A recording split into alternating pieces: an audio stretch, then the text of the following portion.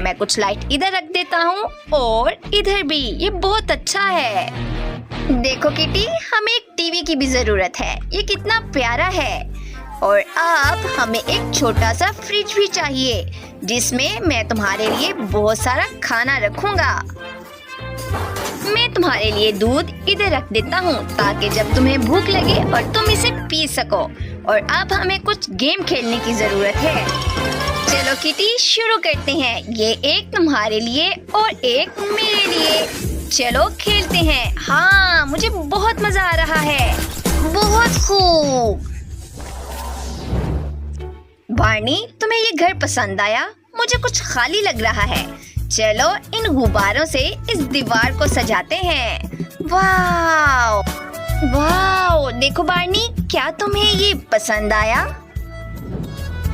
और अब मैं इन तकियों से घर सजाऊंगी।